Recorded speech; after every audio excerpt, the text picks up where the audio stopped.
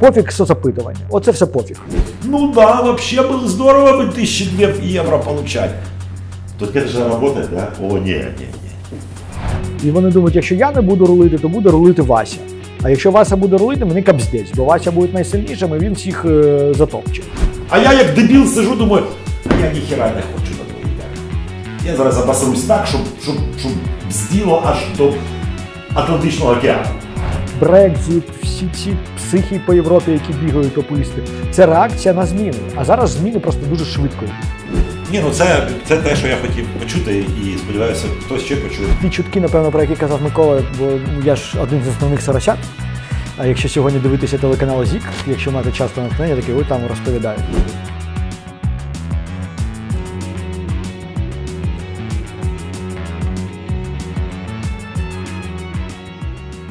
Я хочу сказати, що це пан Сергій. Насправді про нього кажуть всі, що він інвестиційний банкір, економіст, і багато різних ще про нього ходить різних чуток. Але тут він з'явився через А, наше з Олександрою запрошення, Б, через те, що він один з дуже небагатьох українців, який може розтлумачувати те, що відбувається. А це для мене така важлива людина, тому що я давно і часто казав, що в Україні навіть журналісти не вміють пояснювати, а це їхня якби взагалі професія. А вже не журналісти, так там і годі казати. І поштовхом спричинила моя дружина. Я, може, вам розповідав про це, тому що вона вас слухала по радіо і сказала, о, слухай, там якийсь Фурса виступав.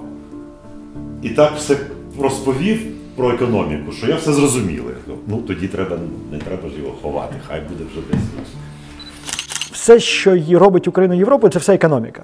Насправді навіть шлюби, гомосексуальні шлюби, наприклад. Це ж про економіку насправді, тому що це про приватну власність. Тому що коли дві людини-партнера, з однієї щось стається, що трапляється, інший не може нічого претендувати. От в країнах там, де є свята приватної власності і верховенства права, це недопустимо.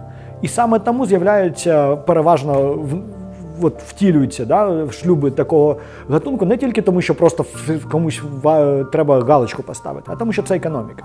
Тому що економіка каже, що це потрібно. Тому от якщо ми все це скопом не візьмемо в Україну, то в нас не буде життя, як в Європі. От і все. І кожен крок, насправді, який наближає нас до Європи, він так чи інакше є економічним. Звісно, є багато кроків не економічних, світоглядних, але вони також впираються в економіку. Бо, як казав Ленін, політика – це сконцентровано. Я чекав, коли ви про марксизм нарешті задаємо. Все, що він зараз каже, це марксизм. Ліберальний марксизм. Всі мають право бути марксистом. Останнє, що я хотів би бачити, це як марксизм, але питання в тому, що економіка є скрізь. Економіка просякує все наше життя, і людина така тварюка, що вона, щоб щось робити, має відчувати певні стимули. І фінансовий стимул є найкращим. Щоб ми не думали про людей, як би ми не думали, як вони там змінюються. Насправді, якщо ми говоримо про десь 100% населення, для 95% найкращий стимул є фінансовий. От і 5%, які залишаються, то є волонтери, творча особистість і так далі, і так далі, і так далі. Ну і 5%. Для того, щоб змінювати погляди 95 або поведінку, до них потрібно застосовувати фінансовий стимул. Саме тому потрібні штрафи, саме тому потрібні всі інші речі. І все. А обійти це все рівно неможливо, тому що економіка – це наука. І коли ми говоримо про, наприклад, навчаємо фізику, ми ж не кажемо, що я не знаю фізику, але запущу ракету. Не знаємо. Але чомусь з економікою люди так вважають, що можна не знати закони економіки і їх обходити. Але, на жаль, закони економіки – це про можливе, а не про бажане. Так само, як і закони фізики. Вони розповідають нам, що можливо в даних умовах, коли ось такий всесвіт в нас. Закони економіки те саме. Вони розказують, що можливо. Що от хочеш, ти не хочеш, а отак треба. Не треба, ну добре, тоді так не буде. Але тоді ти не будеш багатим. От насправді про що економіка. І відтак перше питання, поки не про олігархів. От дивіться, згідно з тим, що ви кажете, як кажуть в Росії, ларчик просто відкривається, то він дійсно просто відкривається. Тобто, якщо, умовно кажучи, там, в 93-му році, чи 92-му, чи 95-му, Україна виконала б всі домовленості з Міжнародним валютним фондом, міжнародними фінансовими організаціями різноманітними, то сьогодні життя українців було як життя естонців. Тобто середня зарплата була б там 1200 євро і etc. Тобто, насправді існують якісь сили, які унеможливують цю дорогу, а дорога дуже проста. Роби це і це, ну там, мабуть, не в пальцях однієї руки чи двох, а там 10 рук. Але якщо ти зробиш 100 чи там 200 таких реформ, то ти отримаєш в результаті все, про що я щойно казав. Так. Ну, знову ж таки, це якщо запустити ракету, треба зробити А, Б, С, Д. Да? Щоб схуднути, коли ти важиш 200 кілограмів, треба зробити А, Б, С, Д і не робити ЄЖЗ. Да? От Україна зараз – це такий хлопчина 200-кілограмовий, якому не посміхається навіть касирша ВТБ. І він приходить до МВФ, да? Тренер до лікаря і каже: ой, мене ніхто не любить, я не можу піднятися на другий поверх, в мене задишка, і я скоро помру. А лікар каже: слухай, ну ти до мене приходив 20 років, там 15, 10, я тобі постійно казав, що так буде. Просто тобі треба не пити так багато, як ти п'єш, не їсти так багато, як ти їсиш, і займатися спортом. Ну і ще багато-багато речей. І все, якщо ти будеш це робити, ну да, ти будеш от як Польща, да, яка в 90-му мові. І тут виходить такий Ленін польський. Ну, ні, зв'язаний з таким. А от ні, тому що насправді Легінь – це Швейцарія. От Швейцарія – це Бред Піт. Да? І ми розуміємо, ми сидимо, от ми Бредом Пітом не будемо ніколи. Ну от що б ми не робили, вже пізно, да? Тупо пізно. Да? І поляки ж так само живуть гірше, ніж швейцарці. Дай будуть, вони просто, ну не можна, да? Якщо генетика така. От в нас 90 рік – це генетика. Да? От ми починаємо з цього з генетики. Що нам закладено вже, ну не будемо ми Бредом Пітом. Але ми можемо наблизитися максимально, як ми спроможні. Да? Бо знову ж таки, ми зараз маємо наближатися до Польщі. Польща намагається наближатися до Німеччини, німці там до Британії, там всі разом до Швейцарії, як до такого неймовірного чогось. І це як буддізм, да? Тут шлях головне. Да? Мета – це добре, ми її ніколи не досягнемо, але чим ближче ми добіжимо до цієї мети, тим краще. І так, насправді, все просто. Якщо б ми в 90-ті почали робити все, що… Але ж ми сказали, що в нас свій особливий український шлях. У нас і досі розповідають, що в нас є особливий український шлях. Бо в нас якась не така ментальність. У нас закони фізики всі так діють, як в Європі, а закони економіки чомусь так не діють. Чому?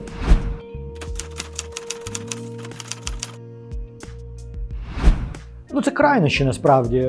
Чи варто боротися з корупцією? Варто. Чи є проблема? Корупція є. Тому що, насправді, коли ми питаємо, чому, наприклад, немає зростання економіки? Тому що немає інвестицій. Коли питаєш інвестора, що йому заважає, суди і українські силовики. Це ж уособлення корупції, насправді, в тому числі. Чи треба боротися, змінюючи систему? Так. Чи треба боротися з прикладом, щоб хтось із них сидів? Також так. І те потрібно. Просто так, дійсно, вибір некомпетентної людини завжди, можливо, гірше, ніж компетентного професіонала. Але ми маємо говорити, що це, знову ж таки, це український вибір 90-х. Давайте оберемо некомпетентного не професіонала, але корупціонера. Ми зробили в 90-х той вибір. Європа зробила інший вибір. Вони сказали, ми будемо шукати компетентних професіоналів, які не беруть. Оце вибір так і не зробила Україна, насправді, жодного разу. Тому що цінносно, так чи інакше, всі люди, які виросли в 90-ті, бурхливо, тактично, коли треба було вкрасти пошвидше, все пошвидше і так далі, вони несуть певні цінності і вони не можуть привести тебе в Європу. Чи ведуть вони туди? Можливо. Чи швидкість може бути? Так. Але це не означає… Я не думаю, що треба… Я все ж таки впевнений, що боротися з корупцією потрібно, перш за все, в тому числі для того, щоб суспільство це бачило, і суспільство починає… Окей, не так, я б запитав, а чи на першому місці, я погоджуюсь, але чи це на першому місці? Тому що останній вибір українського народу в кількості 73% показав, що до влади прийшли невігласи. Але ці невігласи прийшли до влади під гаслом головне на першому, другому, третьому місці – це корупція. Все решта до сраки. Я нічого не вмію, я не знаю, я не можу, я не вчився, я не хочу вчитися, але я буду боротися з корупцією. І люди сказали, о, класно, давай от його виберемо, от він буде боротися з корупцією. Але для людей це нічого не змінило. Проблема в тому, що невігласи, вони ж не тільки некомпетентні, вони не мали цінностей. Ось у чому справа. Якщо б прийшли люди, можливо, з меншою компетентністю, але з наявності цінностей, ці люди могли б поставити точково людей, які були професіоналами, бо вони можуть обрати професіоналів. А люди без цінності і невігласи не можуть. Ну, бо дійсно, постав мене управляти адронним колайдером. Ну, як? Да, прийде до мене 3 фізики, скаже, я самий чудовий управлінець адронного колайдера. Я зараз розповім, да? Як я його буду... Я не зрозумію, що він мені розповідає. Да? Він може мені розповідати будь-що. Да? Про теорію струн будь-що. Я або повірю, або не повірю. Я просто цього не розумію. От питання в тому, що і цінностна, і компетенції не було. І того, і того. От проблема в тому. Якщо б було тільки питання компетенції, а цінність була б правильна, то ви вибираєте напрямок. А під напрямок відібрати менеджерів, тим більше, що з такою підтримкою Заходу, яка у нас є зараз, це була б не проблема, насправді. Ну, принаймні, менша проблема. І компетентність би так не вилазила. Але питання і відсутності цінності, і відсутності компетенції. Чи є боротьба з корупцією? Насправді, я думаю, що обрали ж не за боротьбу з корупцією. Ні. Чому не любили попередню владу? Не тому, що там була корупція. Тому що при Януковичі вона була більше, і всім було пофіг. Тому що гривня впала. І тому що війна. І те інше люди... Там десь є статистика, що 40% людей взагалі не можуть відслідковувати наслідкові зв'язки. Причинно-наслідкові зв'язки просто не можуть. Да? Те, що гривня впала при Гонтареві, це не те, що Гонтарева винна, а це тому, що до цього гривню тримали по 8. Але це дуже важко, да, пояснити. Гривня впала, винен.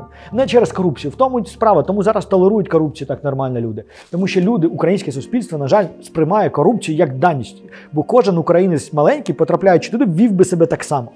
Тому він не проти корупції, він проти зміни. От, по-перше, було боляче, дійсно боляче через об'єктивні причини. І, по-друге, були зміни, реформи. Да? Реформи – це зміни, дійсно їх було багато. І це людям також не подобається. Людям не подобається, коли відбуваються зміни, бо вони звикли жити в своєму маленькому мірку такому. І там та саме Міністерство освіти, та саме Міністерство охорони здоров'я, навіть не пов'язано з економікою, змін чи підняття тарифів. От підняття тарифів – типовий приклад. Коли закони економіки кажуть, що їх треба піднімати, вони мають бути однакові, але людям це не подобається. Хоч люди масово отримують субсидії і загалом виграють від цього. Але пояснити людині, що вона виграла, важко, бо виграєш ти на 3-му ході, да? А програєш на 1-му. Трошечки, да, тобі здається, що ти програв. Потім ти там виграв, да, але оці 2 ти вже потім не пов'язуєш, що тут в тебе зараз в 19-му році найбільша середня зарплатня в доларах за всю історію. А те, що там це було причиною, в тому числі підняття тарифів, для тебе дуже важко. Тому насправді от через це люди обрали цей протест «давайте повернемо все, як було». Тому що Зеленський – це комфорт. Давайте повернемось до все, як було, і нічого не будемо робити. Не потрібно нам вашої Європи. Насправді, ось про що казало українське суспільство цим, в тому числі цим виборам. Слухайте, а тоді екзистенційне питання про курку і яйце. Ми згадували пана Пасхавера перед початком цієї зустрічі. Я з ним досить часто свого часу дискутував і сподіваюся ще подискутувати. Навіть сподіваюся в цьому приміщенні. І все ж таки, от коли багато людей за пивом, чи в кухні, чи просто десь говорять, от там на горі сидять такі погані дядьки, от ви кажете, у них нема цінності, у них нема компетенції, ну там можна додавати. А я інколи думаю, що вони там, безперечно, на Печерських пагорбах всі погані, але ця система, яка існує, не на Печерських пагорбах, вона в селі Кацапетовка. Там теж є відповідний Печерський пагорб, де сидить відповідний дядя, у якого є відповідний родич, який цьому родичу каже, слухай, давай я зроблю магазин, а ти більше нікому не дасиш відкрити магазин у нас в селі. І тоді ми з тобою розбагатіємо. І тому вся нація готова до того гівна, в якому вона живе. Інші люди кажуть, ні, якщо на горі покажуть гарний приклад, то і на долині всі почнуть якось користатися. І я не знаю відповіді на це запитання. Моя відповідь була все ж таки більш органічна, що коли цінності опанують звичайними людьми, то нікуди на горі ніхто не дінеться. Вони будуть вимушені теж користатися цими цінностями і тими компетенціями. А якщо там на горі будуть всі розумні, а на долині буде сидіти дядько і казати, я дам хабаря і мені за це нічого не буде, нічого не зміниться. Тому що треба спочатку? Чи можливо при таких людях, при такому соціумі розраховувати на те, що на гору прийдуть якісь просвітлені в білих одягах лицарі і зроблять якісь реформи, і всі скажуть, веди нас, веди вперед, за собою, ми підемо. Я думаю, неможливо. На жаль, неможливо. Я думаю, що це крок за кроком. Тому що поляки, чому вони витримали? Вони теж не хотіли реформ, але вони знали, ми, європейці. І ми будемо страждати рік, і 2, і 3, і 4, бо ми повертаємося додому. Для нас природньо бути в Європі. І тому ми готові платити податки, ми готові це. А українці не європейці, тому для них це така, взагалі було здорово би 1002 євро получать. То таке ж працює, да? О, ні. Так, насправді це те саме, що каже сам пан Пасхаврика, якому ми згадували, цінності виживання, які притаманні суспільству, вони кажуть про інше, да? Не про ту картинку, яку всі кажуть, що вони бажають. Тому що люди брешуть. По-перше, люди кажуть, ми бажаємо без корупції, але вони брешуть. Вони не бажають, бо так незручно. І в цьому проблема. Тому я думаю, що це поступово. Кожен крок, там трошки багатше суспільство стало, трошки більше цінностей додалося, плюсових, да? Трошки далі. Нове покоління айтішників з'явилося, вони більше вимагають. Через це влада вимушена підтягуватись. І отак поступово, але, на жаль, це не швидко. На жаль, це десятки років. Але зараз, наприклад, якщо ми порівняємо те, що зараз є з 90-ми, це ж як інший світ, да? Взагалі інший світ. Тому ми насправді дуже далеко пройшли вже. Просто ми бажаємо все і відразу в цій точці, де ми знаходимося. І це нормально. Да? Якщо ви не бажаєте, то ви не пройдете далі. Але, на жаль, це бажання, яке ніколи не втілиться. Да? Тому що неможливо, тому що є минуле, яке тягарами на нас висить. Да? І це каже про те все суспільство, яке є. І те, що є по кафешкам сидять айтішники, так їх багато, вони формують певно щось. Але навіть це щось ще недостатньо, це мало. Тому що загалом інше суспільство ще не підтягується.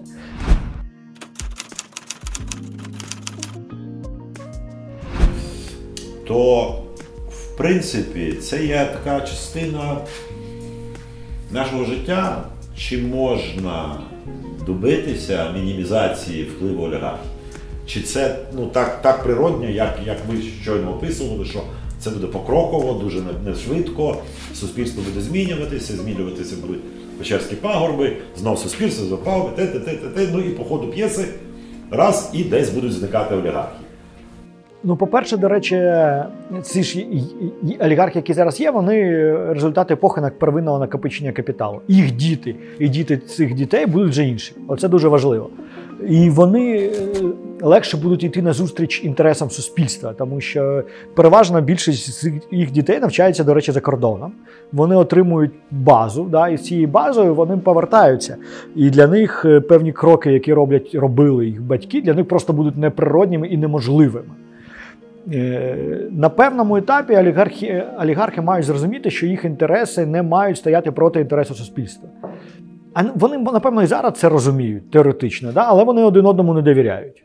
І вони думають, якщо я не буду рулити, то буде рулити Вася. А якщо Вася буде рулити, мені капздець, бо Вася буде найсильнішим, і він всіх затопче. Тому ні, я роблю все, щоб я рулів. І ось так вони товчуться. Тому, звісно, перестріляти олігархів не вихід, да? Бо коли стріляють олігархів, той, хто стріляє, стає найбільшим олігархом потім. І це все починається заново. Да? Тому чому не можна допустити зараз націоналізацію і відкат приватизації? Тому що ми, значить, почнемо заново епоху первинного накопичення капіталу. Це мінус 30 років. Ті самі все спільні взаємовідносини і так далі. Ті, які вже є, мають ті, хто неефективний, так чи інакше буде втрачати вагу, ефективний прийде до того, що він не має протистояти суспільству. Бо в Сполучених Штатах ще 100 років тому було повно олігархів. От повно, да? Починаючи з Рокфеллера, який був найбільшим, таких досі не було, і закінчуючи всі цими Морганами. Да? Вони ж були олігархи, да? Але потім, і зараз ці всі родини, напевно, дуже заможні. Але вони не відсвічують. Тому що вони розуміють, що їм так вигідніше, да? Вони залишаються багатими впливовими, але суспільство не бачить в них ворогів. Да? І вони не стримують розвиток держави, стають багатшими. Бо насправді кожен олігарх, якщо б зараз там умовно ті реформи провели, оте диво сталося, кожен олігарх став би в 10 разів багатший. Ну, за виключенням Коломойського, він би сидів. Да? Але там умовний Ахметов, умовний Пінчук, там Веревський, всі інші стали би в 10 разів багатшими. Просто за рахунок збільшення капіталізації. І їм би це було чудово, ну, можна взагалі на пенсію йти, да? Вони були б дуже багатими. Але цього не робиться, тому що вони не довіряють, що це можливо. І вони ж самі і стримують цей розвиток, да? Насправді. Тому що всі телеканали показують, які погані реформи. Завжди. Так. Ну, але у нас тут є союзник, Сполучені Штати, які прискорюють, здається, цей процес. Насправді. Тому що те, що відбувається з Фірташем, чудова історія, да? З Коломойським нам допомагають. А Ахметов, здається, вже розуміє, що не відсвічувати краще. Да? Тому я думаю, що якщо б не було зовнішнього фактору, це б ще було десятками років, але оцей зовнішній фактор, він нам значно допомагає. Він пришвидшує всі процеси. Навіть коли українське суспільство не готове, бо хто штовхає всі реформи? Зовнішній фактор. Тому що те маленьке суспільство, яке там борпається, да, щось воно робить, ну, сил би ніколи не вистачило. Ніколи. А оскільки країна потребує зовнішньої підтримки, бо країна неефективна, а всі хочуть жити добре, а країна неефективна і не може забезпечити. Тому ми залежні від Заходу. Оскільки країна неефективна, ми завжди маємо присосатися до чогось. До Путіна ми вже не можемо присосатися, бо тоді на вилах прийдуть. Отже, ми маємо бути частиною Заходу. А частиною Заходу нам кажуть, давайте от по правилам. От вам прейскурант. І все, ці правила не обходяться. І це нас змушує змінюватись, тому що нам гроші потрібні. Це той варіант, знову ж таки, бабло перемагає зло. Насправді, вплив олігархів за ті 5 років зменшився, суттєво зменшився, завдяки економічним реформам, знову ж таки. Не завдяки, тому що, от футбол, типовий приклад футболу, український футбол зник, да, майже. Чому? Тому що таке український футбол? Це іграшка олігархів, це не бізнес. А його не стало. Чому у олігархів не стало грошей? От тих умовних шуркістів тупо нема бабла. От просто нема. Да? І вони не можуть гратися в ці ігри. А інших також нема бабла. Нема бабла шарового. От вперше за все реформа банківського сектора. Бо звідки були гроші на всі ці футбольні клуби? З депозитів. Це завжди були переважно депозити. Да? Береш депозити, вони тобі нічого не вартують, ти можеш там частину витратити на бразильців, на байдуже кого. І футбол впав. Це ознака. Те саме відбулося в Румунії, коли вони почали боротися з корупцією. От там от ця тітка була, яку викинули в результаті, але яка посадила там пів Румунії, в них футбол впав кудись дуже-дуже низько. Просто нема грошей на це все. На забавки, да, тому що от шара скінчилася. Тому вплив олігархів зменшився. Чи допомогло це те, що Порошенко був олігархом особисто, я не впевнений. Допомагала, можливо, його компетенція, але, знову ж таки, були реформи, які потрібно було проводити. І банківська реформа в тому числі, і реформа ринку газу, те, що Захід з батагом стояв і зробив. Ринок газу вичистив багатьох олігархів, банківська сфера вичистила другу половину олігархів. Їх в результаті стало менше. Чи була тут роль Порошенка, як те, що він олігарх? Я не бачу, якщо чесно. Тому що, ну, просто... Знову ж таки, чутки, які нічим не підтверджені, які стосуються там Роттердам плюс і так далі, кажуть, що олігарх з олігархом завжди домовиться. І знайде там вихід на багато-багато речей. Тому я думаю, що допомагала компетенція. І компетенція, вперше за все, розуміння, чому нам потрібен МВФ. От він міг подобатись, не подобатись Порошенка, те, що вимагалось. Він також, там адміністрація президента розповідала, нам не потрібен там антикорупційний суд, але вони все рівно робили це. Бо вони розуміли, що буде, якщо не буде цього бабла від Заходу.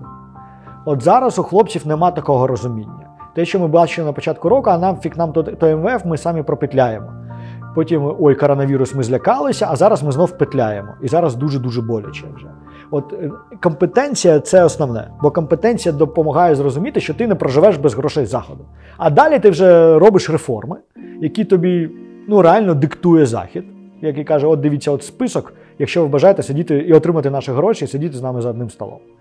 і під цей список робиться реформи, які зменшують вплив олігархів. Ось так воно працює.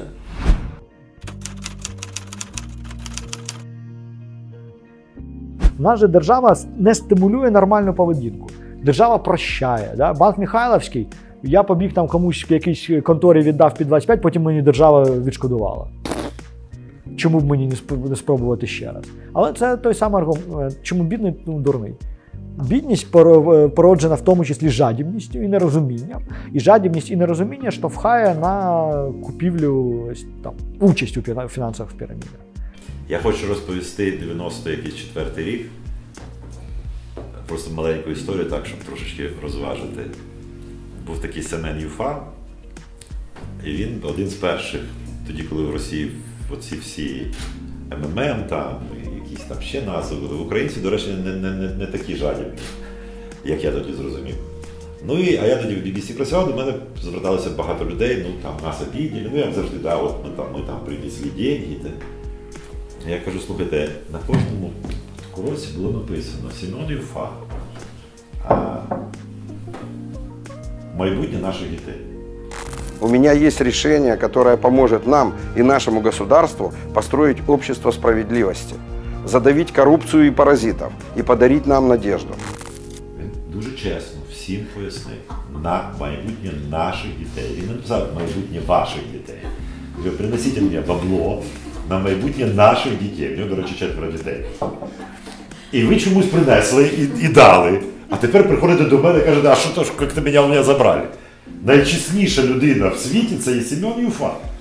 Він чесно сказав, наші діти, ви повинні як-то забезпечити. Ну, я все для цього зробив. Так що таке було?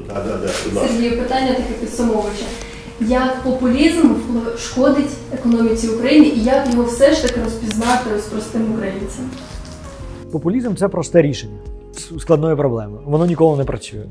Тому розпізнати популізм можна по простоті. Чим простіше рішення, тим воно популістичніше. Чим воно більше вам подобається, тим воно популістичніше. Якщо ви хворі, а вам прийшли і сказали, випий оцю склянку води і прозрієш, і все тобі буде добре, то десь тут є подвох. Да? Бо це дуже легко. Як так? Все так довго-довго було погано, а так легко можна випити склянку і все буде нормально. Тому популізм – це просте рішення простої складної проблеми, яка ніколи не працює. От, чим простіше рішення, чим воно більш яскраве, тим воно популістичніше і тим воно шкідливіше. А, наприклад, в планах економіці, конкретний приклад. Давайте знизимо тарифи. Найбільш шкідливе рішення, яке можна уявити. Але всім подобається? Подобається.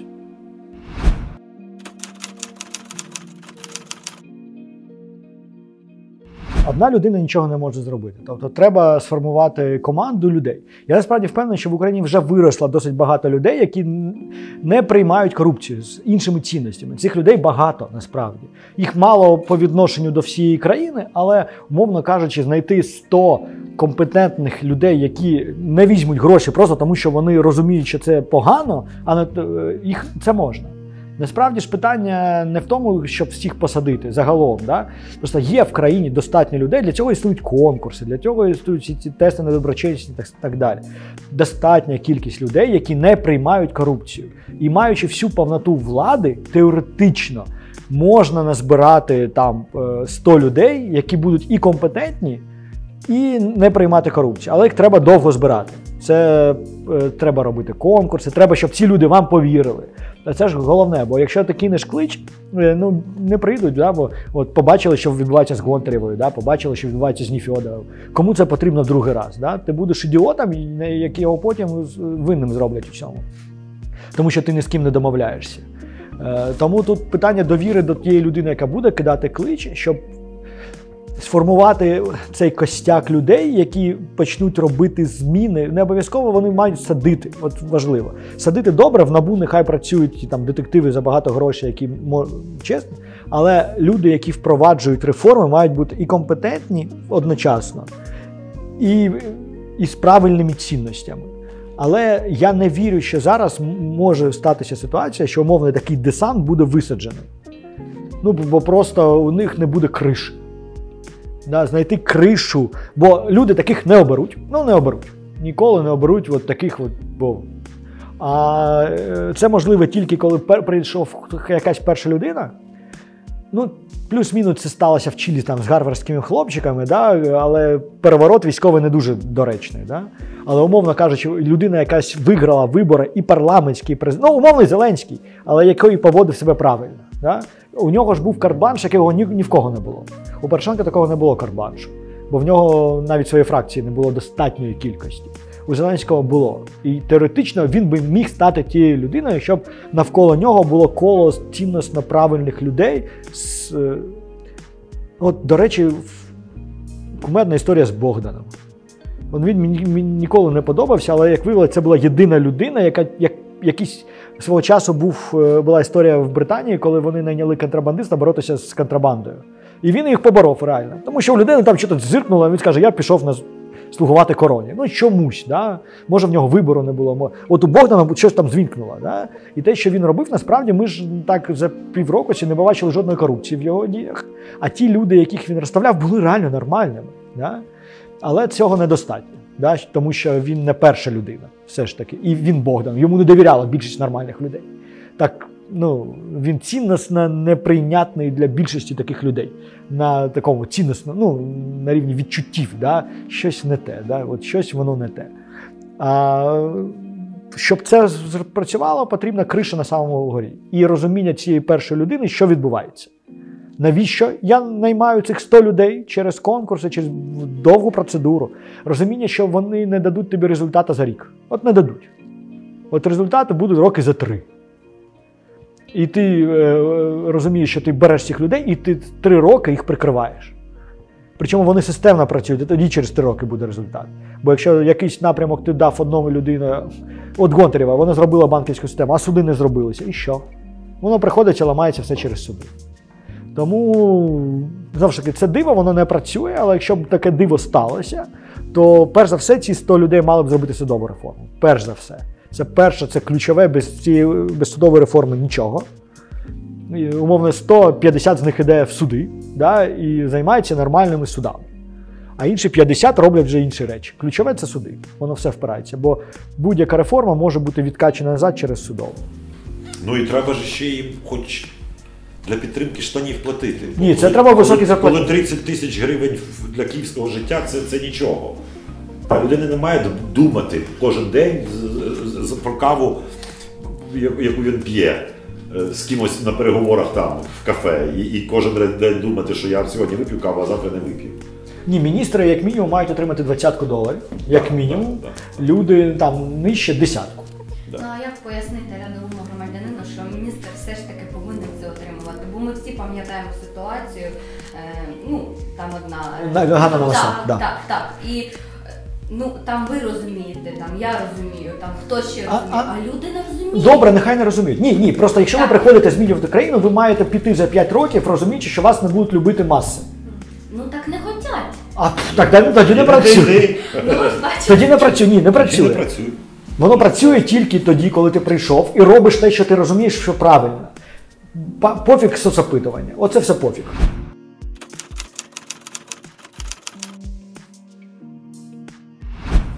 Чи ми можемо говорити, чи я можу сказати сам собі, Микола, в квітні, ну таке один з вимірів, да, курс буде 1 до 40, і відповідно там, etc. Ну, поки що ні. Ми точно рухаємося в поганому напрямку, але нам допомагає кілька речей. Перш за все, в світі все дуже добре. В світі все просто пречудово, куча бабла, історичний максимум фондових ринків, бабло нема куди подіти. Навіть сьогодні теоретично український Мінфін теоретично може вийти і взяти $1-2 мільярди. Тому що ці гроші нема. Тут по 7-9. Да, 500 салонів, але взяти. Да? Тут же головне, що зараз у нас, яка зараз ключова проблема? Не там падаюча чи зростаюча економіка. Економіка нормальна. Дефіцит бюджету. Дефіцит бюджету, який нема чим заповнювати. І цього року теоретично вони можуть пропетляти. Але цей мільярд все ж таки треба взяти. Чи десь його взяти. Чи трошки піддрукувати, чи трошечки. Ну, сьогодні там рефінанс Нацбанка 16 мільярдів видали. Да? Побачимо, де воно вилезить наступного тижня. Пропетляти можна. Наступного року все буде набагато важче, бо все вже буде взагалі всі сусіки вискріблені, А фінансування знов-таки державного бюджету, не економіки. Да? Якщо б цього року не було карантину, не було коронавірусу, ми б зростали ще дурні. Все було б чудово. Да? Але воно наклалося, і в нас є цей дефіцит бюджету. От фінансування дефіциту бюджету – це є найбільша проблема. Ну, це, чекайте, дуже важливо. Буду зараз.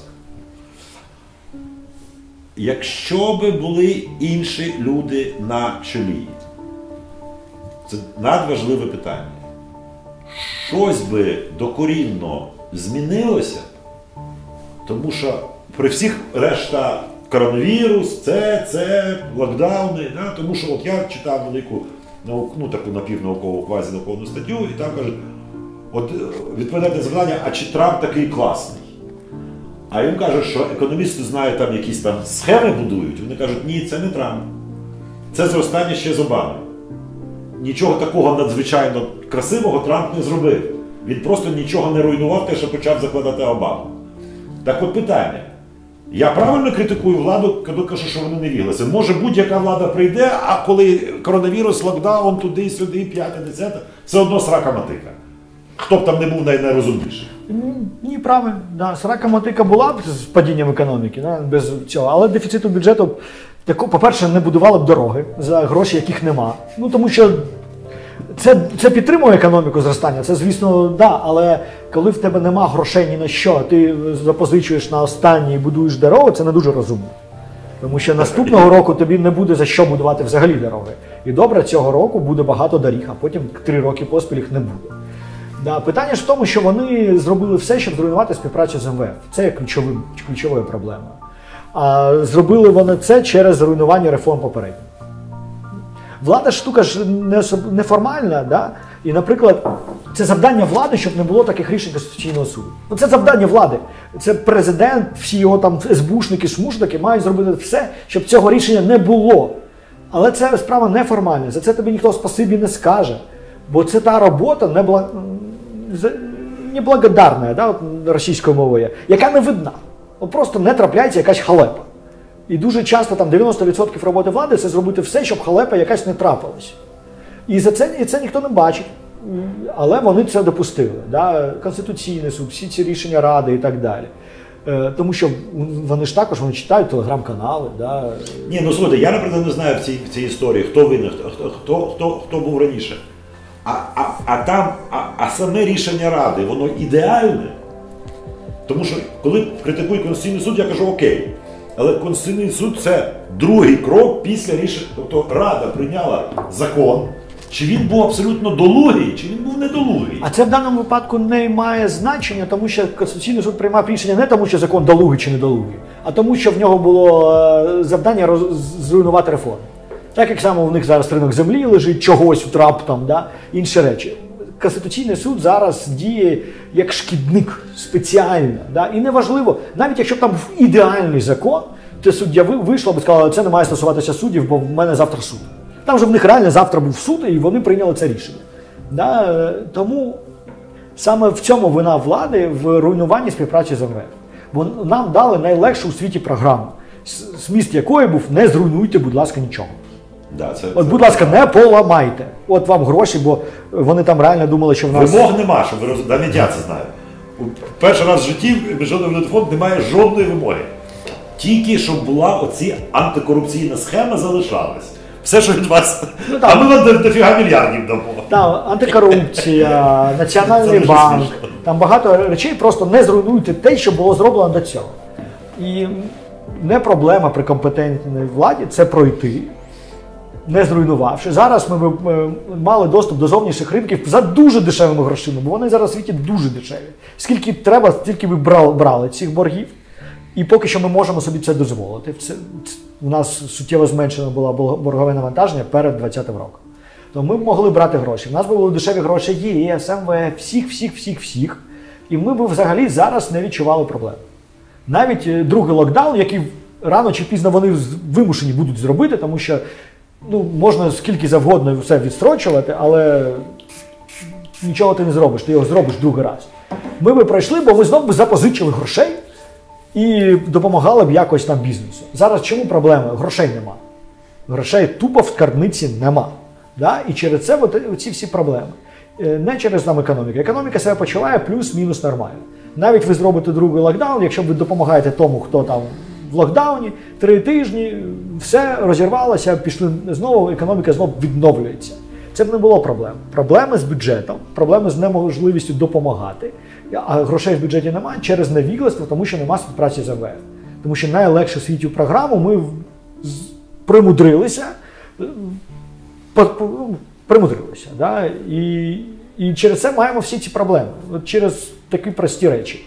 Але через нерозуміння, як працює влада, перш за все. Да? Тому що поки не вибудовані інститути, умовний президент має не право, а обов'язок телефонного права. Оце обов'язок, поки немає інституту нормальної судової системи, дзвонити тим суддям, які приймають рішення проти держави. От це обов'язок. Якщо ти вибудуєш інститути, які працюють, потім ти не маєш права дзвонити. Але поки вони там не існують, і ти знаєш правила, по яким цей світ існує, то будь добр, роби так, щоб це принаймні не шкодило державі. Ну, знову ж таки, по-перше, коли ми говоримо про міністра фінансів, там, голови Нацбанку, вони всі чудово розуміють, але від них нічого не залежить. Ну, від них нічого не залежить. Що може зробити міністр фінансів? Нічого. Ну, реально, нічого не може. Ну, Давид Шмигаль нічого не може, да? Бо він ніхто і звуть його ніяк. І всі це чудово знають. Все залежить знову ж таки, залежало виключно від Офісу президента. Я не знаю навіть зараз від кого що залежить. Бо, чи залежить зараз... В тому той тупік, що навіть той, хто мав найбільше повноважень формальних і неформальних, все призвів до того, що влада в них буде далі менше. І ми приходимо в таку парламентську республіку, яка в поточній ситуації є проблемою. Тому що парламентська республіка – це розподіл між олігархами їх там квот, які ніколи не домовляться про те, що треба зробити. І буде така мадл-шут, пропетляємо, да? А пропетляємо як незрозуміло.